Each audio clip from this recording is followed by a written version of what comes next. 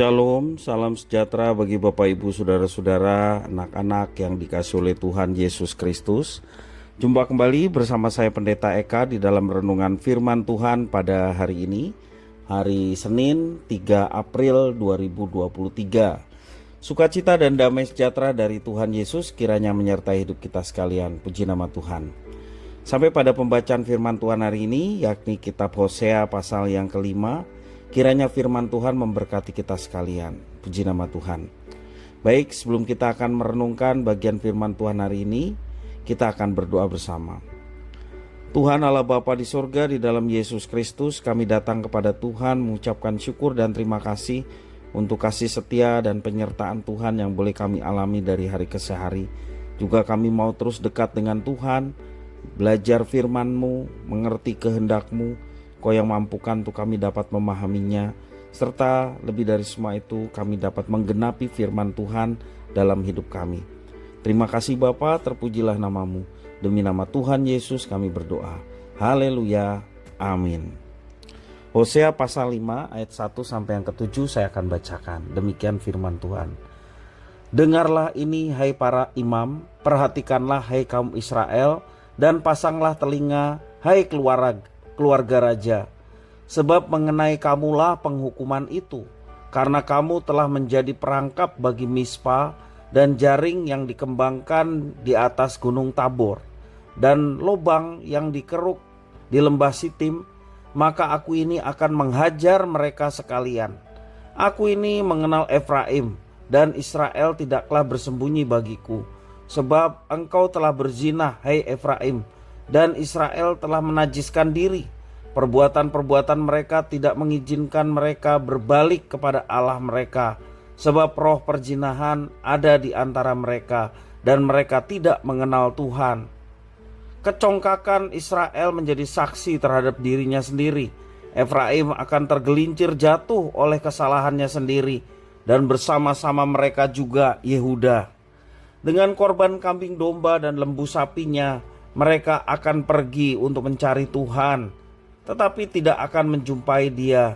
Ia telah menarik diri dari mereka. Mereka telah berkhianat terhadap Tuhan, sebab mereka telah memperanakan anak-anak yang tidak sah. Sekarang pembinasa akan memakan habis mereka dan ladang mereka. Bapak Ibu Saudara-saudara yang dikasihi oleh Tuhan, pernahkah kita mencari sesuatu namun tidak mendapatkan, atau barangnya hilang? Bapak Ibu Saudara-saudara, mencari apapun jika tidak berhasil tentu akan menimbulkan kejengkelan, kesusahan. Dan jika hal itu terus berlanjut, kita bisa menjadi putus asa. Situasi putus asa pernah dialami oleh bangsa Israel ketika mereka mencari Tuhan. Padahal bangsa itu telah mencari dengan sungguh-sungguh. Dikatakan mereka mencari Tuhan dengan korban kambing domba, lembu sapi. Namun sayang, mereka tidak menjumpai Tuhan. Pasalnya Tuhan telah menarik diri dari mereka. Tuhan tidak mau menemui mereka. Mengapa Tuhan tidak berkenan menjumpai mereka? Sebab mereka yang begitu disayangi telah berkhianat kepada Tuhan. Mereka telah memperanakan anak-anak sundal, mencintai perzinahan dan kenajisan, dan Tuhan memandang perbuatan mereka sebagai kekejian. Hal itulah yang membuat Tuhan enggan menemui bangsa Israel. Dosa-dosa mereka telah menjadi pemisah yang begitu lebar dengan Tuhan yang telah memilih mereka, sehingga sekalipun mereka mencari Tuhan, mereka tidak akan menemukannya. Bagaimana caranya agar kita bisa menemukan Tuhan kembali ketika kita sudah mencari tetapi rasanya kita belum mendapatkan dan menemukan? Kuncinya adalah bertobat. Bertobat itu artinya berbalik kembali kepada Tuhan dengan meninggalkan segala dosa yang merupakan penghalang kita dengan Tuhan. Ya, hanya dengan pertobatan manusia dapat memungkinkan berkenan kepada Tuhan, dan Tuhan berkenan ditemui. Jika semula kita tidak setia, berkhianat, mencintai kenajisan, sekaranglah saatnya mengarahkan hati kita kepada Tuhan. Sikap inilah yang pertama dituntut oleh Tuhan dari umatnya. Dia tidak bisa dimanipulasi dengan segala upacara keagamaan, korban-korban, bahkan korban yang terbaik mereka persembahkan, tetapi sesungguhnya ingin menutupi segala dosa mereka dan mereka ingin diterima oleh Tuhan. Tuhan tidak bisa dimanipulasi dengan upacara keagamaan seperti itu. Atau juga pemberian persembahan, persepuluhan, tidak bisa dimanipulasi. Tuhan lebih berkenan kepada hati yang bertobat. Persembahan dari hati yang bertobat itulah yang diperkenan oleh Tuhan. Persembahan dari hati yang sungguh-sungguh tidak lagi melakukan yang jahat di mata Tuhan, itulah yang diperkenan oleh Tuhan. Tuhan hanya bisa dicari dan ditemukan dengan menempuh jalan cinta kasih. Ini sesuai hakikat Tuhan yang adalah kasih. Dia ingin dijumpai dengan hati yang penuh kasih.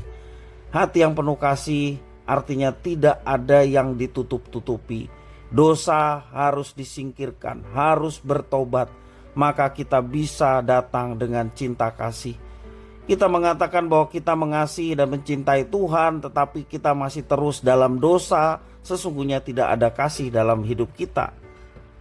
Dari pengalaman bangsa Israel ini kita belajar bahwa Tuhan tidak mungkin ditemui ketika hati kita berkhianat, penuh dengan tipu muslihat, tipu daya, kenajisan, dan dosa-dosa yang masih dipelihara dalam hidup kita.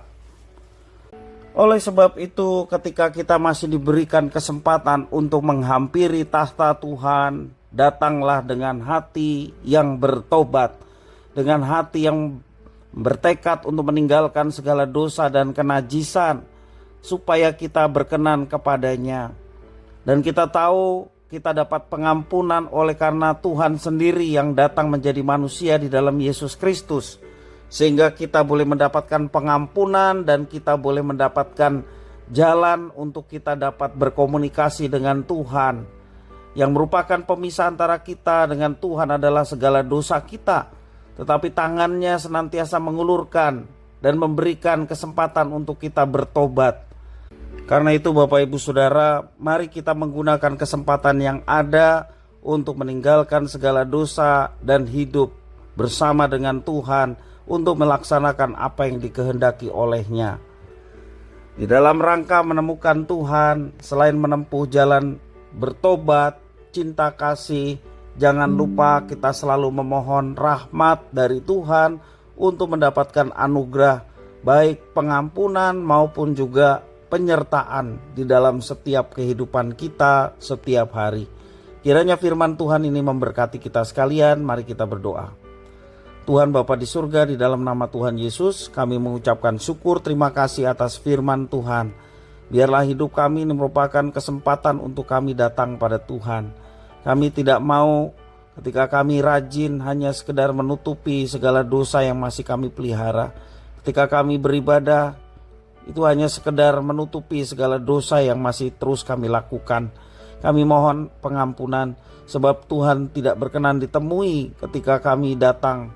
Tetapi kami masih memelihara sesuatu yang tidak berkenan kepada Tuhan. Kami mau bertobat. Kami mau berserah sepenuhnya kepada Tuhan. Sehingga ibadah kami sungguh tulus. Oleh karena kami mau memuji menyembah Tuhan dengan hati yang lapang, tanpa ada ganjalan ataupun segala dosa yang masih mengikat di dalam diri kami. Terima kasih ya Tuhan atas firman-Mu. Tolonglah kami untuk menjadi pelaku-pelaku firman. Demi nama Tuhan Yesus kami berdoa. Haleluya. Amin.